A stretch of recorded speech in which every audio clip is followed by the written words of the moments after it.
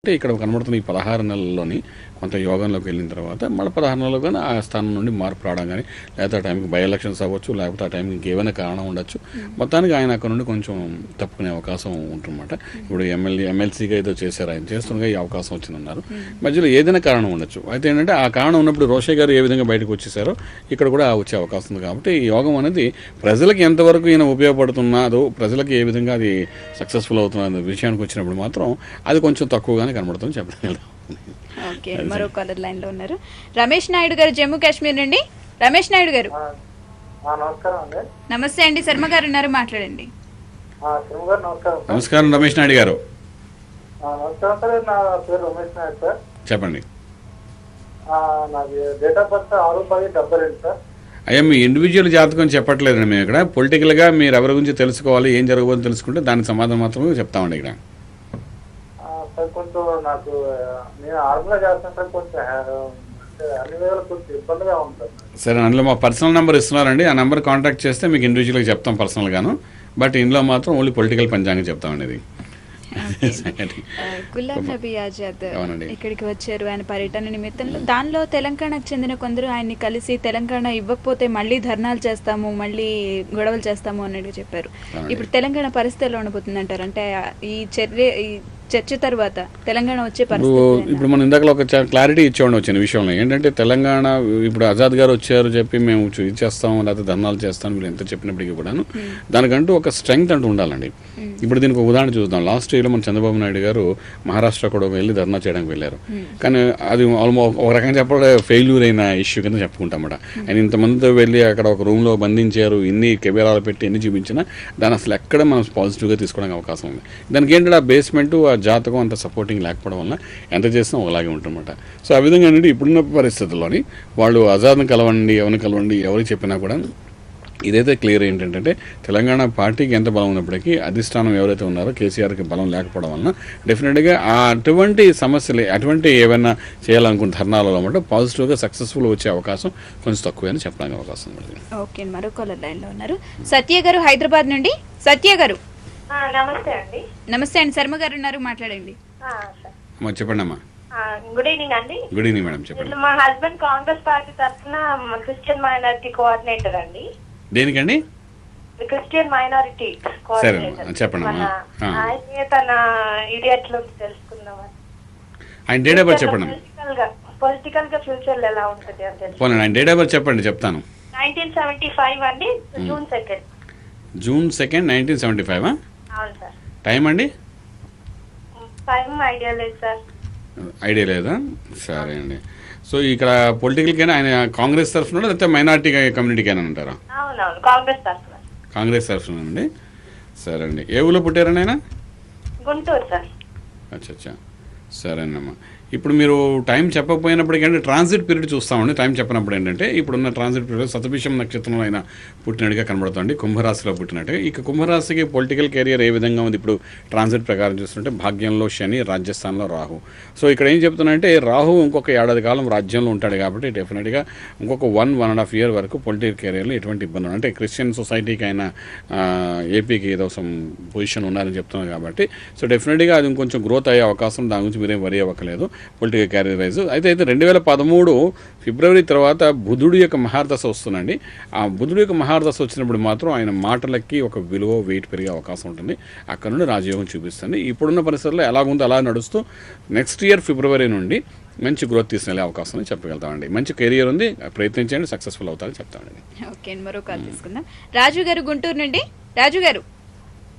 Madam Sharma గారు ఉన్నారు, మాట్లాడండి. Good evening madam. మేము నర్సాపేట నుండి చేస్తున్నాం మేడం, గుంటూరు జిల్లా. ఓకే అండి. ఇక్కడ కోడెల శివప్రసాద్ గారు ఉన్నారు కదా మేడం, ఆయన గురించి తెలుసుకోవాలి. కోడెల శివప్రసాద్ గారేనా అక్కడ ఉన్నారంట? కోడెల శివప్రసాద్ గారి జాతకం మా దగ్గర లేదండి ప్రస్తుతానికి. కానీ పేరు బలం కాకుండా అంటే ఇక్కడైతే లేదు, మాకు ఆయన జాతకం తెలిసి ఉంది. అయితే ఉన్నది కాబట్టి శివప్రసాద్ గారి జాతకం బాగానే ఉన్నదండి, వరి అవ్వాల్సిన అవసరం లేదు. 2014లో కూడా ఆయన మంచి యోగంలో ఉంటారు. అంచేత మీరు దాని గురించి వరి అవ్వకలేదు చెప్పండి. అంటే ఇప్పుడు తీసుకురాలేదు ఇందులోని, తీసుకొని చూపించడానికి. బట్ జాతకం అయితే మైండ్లో ఉంది, ఆల్రెడీ మేము చూసుకున్నాం కాబట్టి ఆ దృష్టిలో పెట్టుకుని చెప్తామన్నమాట ఆయనకి అది సంగతి. ఓకే అండి. ఉత్తరప్రదేశ్ ఎలక్షన్స్ గురించి తీసుకుంటే అక్కడ ప్రచార పర్వం వాడి వేడిగా సాగుతుంది. ఒకళ్ళ మీద ఒకళ్ళు విమర్శనాస్త్రాలు జరుపుకుంటూ. అయితే ఇప్పుడు రాహుల్ గాంధీ ప్రియాంక గాంధీని కూడా తీసుకొని వచ్చారు ప్రచారానికి.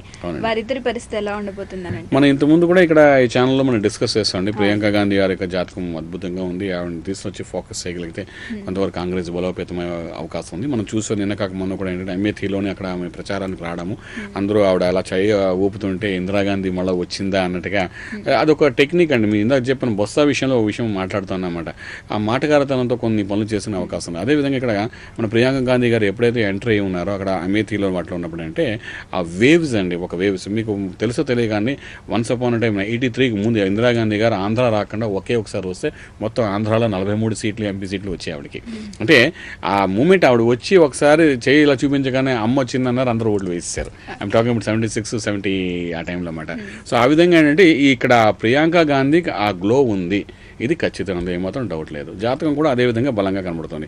ఇప్పుడు ఆవిడ జాతకంలో తీసుకున్నప్పుడు అంటే ఆవిడ విశాఖ నక్షత్రంలో పుట్టినట్టుగా వృషభ లగ్నంలో పుట్టినట్టు, లగ్నంలో శని, వృషభ లగ్నంలో శని రాజయోగ వర్గం, అటువంటి శని కూడా ఆ లగ్నంలో ఉండి ఉండడం, తర్వాత ఇక్కడ రాజ్యస్థానంలో శుక్రుడు అంటే రాజభోగంలో కూర్చోపెట్టడము, ఇవన్నీ ఆవిడ జాతకంలో చాలా అద్భుతంగా కనబడుతున్నాయండి. దశలు కూడా రాజయోగ దశలు అన్నీ కనబడుతున్నాయి. అయితే ఏంటంటే 98 నుండి బుధ మహాదశ ఉండడం, బుధ మహాదశ లాస్ట్ స్టేజ్ అనేటువంటి ఆల్మోస్ట్ గురుడు యొక్క అంతర్దశ నడుస్తుంది. 2015 వరకు ఈ దశ ఉంది, 2015 మే వరకు ఉందన్నమాట. సో ఇటువంటి పరిస్థితుల్లో ఆవిడని అంటే మన భాషలో చెప్పి ఎన్కాష్మెంట్ అంటారు, కానీ ఇక్కడ మాత్రం పొలిటికల్ కెరియర్లో ఒక గ్రోత్ తీసుకురావడమాట ఆవిడని. అటువంటి ప్రయత్నాలు వాళ్ళు చేశారు. ఆ చేయడం అనేది అమేథీ దగ్గర ఆవిడ ఎలక్షన్లని క్యాంపెయిన్ చేయడానికి వెళ్ళారు. ఇది కొంచెం స్పీడ్, ఇది ఒక ట్రయల్స్ కింద ఆవిడని పెట్టగలిగి 14th 2014 కానీ ఆవిడ కానీ ఫోకస్ బాగా చేయగలిగితే మాత్రం almost it's a most successful అండి. ఎందుకంటే మన భారతదేశంలో సెంటిమెంట్గా చాలామంది రాజకీయ నాయకులు ఒక స్థాయికి వెళ్ళిన చూసాము. మనం చూసాం కదా, అక్కడ రాజీవ్ గాంధీ గారు చనిపోయినప్పుడు ఆయన విగ్రహం పెట్టి గెలిచిన వాళ్ళు చూస్తున్నాం. ఇందిరాగాంధీ చనిపోయినప్పుడు ఆవిడ విగ్రహం పెట్టి గెలిచడం చూస్తున్నాం. అలాగే మనం ఆంధ్ర రాష్ట్రంలో కూడా ఎన్నో ఇలాంటి సంఘటనలు చూస్తున్నాం. కాబట్టి ఈ సెంటిమెంట్కి ఇంపార్టెంట్ ఉంది. కాబట్టి డెఫినెట్గా ప్రియాంక గాంధీ గారు అక్కడ నిలబడి ఒకసారి చక్కగా చేయి ఊపితే మాత్రం డెఫినెట్గా సక్సెస్ రేట్ ఉంటుంది. ఓకే, మరో కాలర్ లైన్లో ఉన్నారు. గీతా గారు ఖమ్మం నుండి. గీతా గారు హలో. గీతా గారి నుంచి మాట్లాడుతున్నాండి. చెప్పండి. హలో చెప్పండి, శర్మ గారు ఉన్నారు, మాట్లాడండి. మీరు ఎమ్మెల్యేగా పోటీ చేయాలని చూస్తున్నామండి. ఖమ్మం హలో టౌన్ అయ్యా, అంటే పాలేరు కాన్స్టిట్యూషన్. అయ్యా బాగానే ఉంది. మీ date of birth, time, place మా స్టూడియో పంపించండి, హెచ్వైడికి పంపిస్తే నెక్స్ట్ ఎపిసోడ్లో మీకు 4/2/1973 అండి. అలా కాదు, మీ నెక్స్ట్ ఎపిసోడ్లో మీకు చెప్తాము, ఇప్పుడు కాదు. మీ డేట్ ఆఫ్ బర్త్ పంపించండి, పంపిస్తే నెక్స్ట్ ఎపిసోడ్లో చెప్తాం మీకు అది. ఓకే, ఇండివిజువల్గా ఎప్పుడో 2014 అయ్యేదానికి ఆయన చేసే ప్రయత్నం అన్నమాట. సో ఇటువంటి పరిస్థితుల్లో మనం మాట్లాడుకుంటూ ప్రియాంక గురించి మాట్లాడుకుంటూ ఇటు వచ్చి ఉన్నాం కదా, అటువంటి ఆ ప్రియాంక గాంధీ కానీ ఫోకస్ చేస్తే మాత్రం డెఫినెట్గా కాంగ్రెస్ సెంటర్లో కానీ స్టేట్లో కానీ 2014 ఎలక్షన్స్లో ఒకవేళ స్టేట్లో కూడా ఎలక్షన్స్ అయినప్పుడు ఆవిడంతటా ఆవిడ వచ్చి అంటే తీసుకుని వచ్చి ఆవిడ కానీ ఫోకస్ చేయగలిగితే మాత్రం సక్సెస్ రేట్ బాగుంది. ఇక్కడ ఆల్మోస్ట్ 17 years తర్వాత మంచి యోగంలో కూడా వెళ్ళే అవకాశం ఉంది ఆవిడకి. సో ఇవన్నీ మనం దృష్టిలో పెట్టి పొలిటికల్ వాళ్ళు ఏం చేస్తారంటే ఫోకస్ చేయడం అనేది చాలా అవసరం పడుతుందన్నమాట.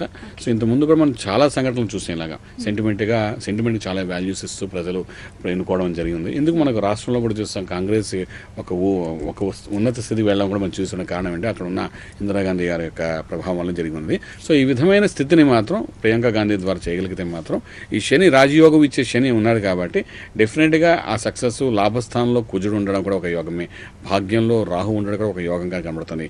ఇది కాకుండా బుధ ఆదిత్య యోగం కూడా ఆవిడకి ఉండడం, తర్వాత గజకేసరి యోగం లాంటి చిన్న యోగం కూడాను ఒక 16 months to 18 months ఆయనకి కనబడటం, ఇవన్నీ ఆవిడకి పాజిటివ్ పాయింట్స్ కనబడుతున్నాయి. కాబట్టి వీ కెన్ డెఫినెట్గా మేతిలో నార్త్లో ఇప్పుడు యూపీ ఎలక్షన్స్లో వాటిలో మాత్రం she definitely play a good role and successful rate ఉంటుంది చెప్పగలుగుతామండి. ఓకే, మరో కలర్ లైన్లో ఉన్నారు. సుబ్రహ్మణ్య శర్మ గారు నర్సాపురం నుండి. సుబ్రహ్మణ్య శర్మ గారు నమస్తే అండి. శర్మ గారు ఉన్నారు, మాట్లాడండి. నమస్కారం శర్మ గారు, చెప్పండి.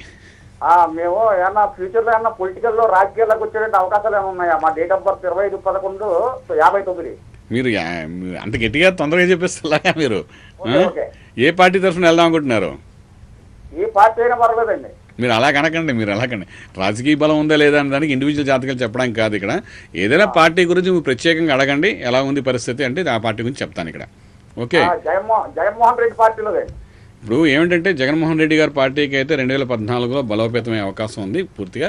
అంచేత మీరు ఆ విషయంలో ఏమీ అధైర్యపడక్కర్లేదు. ఒకవేళ ఆ పార్టీ తరఫున కానీ నిలబడాలంటే నిలబడవచ్చు. అయితే ఇండివిజువల్ జాతకం తెలుసుకోవాలనుకున్నప్పుడు మా ఇండివిజువల్గా మా ఫోన్ నెంబర్స్ ఇస్తున్నాం. ఇది కాకుండా అంటే మన హెచ్వై టీవీకి కానీ మీరు డీటెయిల్స్ కానీ పంపించగలిగితే, బాగుందా? అదే హెచ్వై టీవీకి మీరు మీ డీటెయిల్స్ పంపిస్తే నెక్స్ట్ ఎపిసోడ్లో దాని గురించి మేము డిస్కస్ చేస్తాం. ఓకే అండి. యూపీ ఎలక్షన్స్ గురించి, ప్రియాంక గాంధీ గురించి మాట్లాడుకుందాం. అలాగే రాహుల్ గాంధీ గారి పరిస్థితి ఎలా ఉండబోతుంది అంటారు యూపీ ఎలక్షన్స్ గురించి తీసుకుంటే? యూపీ ఎలక్షన్స్లో ఇప్పుడు ఎప్పుడైతే మనం ప్రియాంక గాంధీ గారిని కొంచెం ముందుకు తీసుకెళ్ళాం, రాహుల్ గారు ప్యారలల్గా వెళ్ళే అవకాశం ఉందండి. ఇప్పుడు ఆయనకున్న అంటే ఇది సపోర్టింగ్ కింద వెళ్తుంది, అక్కడ అంతకంటే ఎక్కువ వెళ్ళే అవకాశం ఉంది. ఎలక్షన్స్ అయితే ఆల్మోస్ట్ డేట్స్ నియర్ బై వచ్చి ఉన్నాయి కాబట్టి.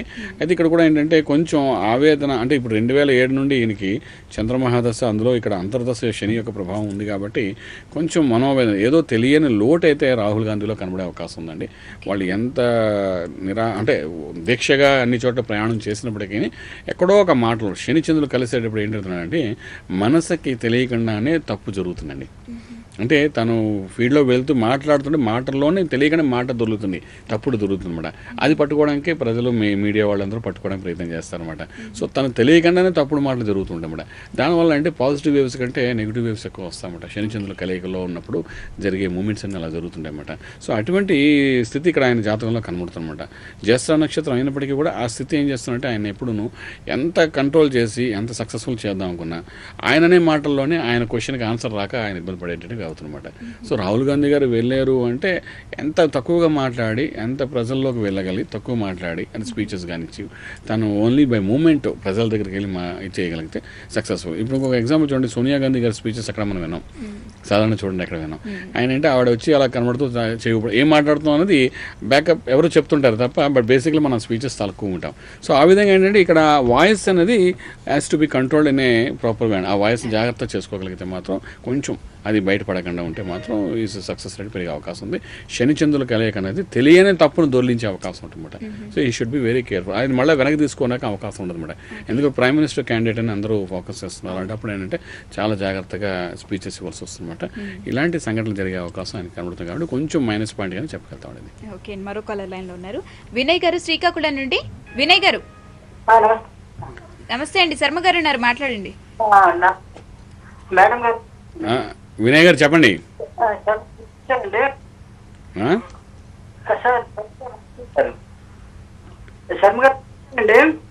శర్మ గారు మాట్లాడదాం, చెప్పండి.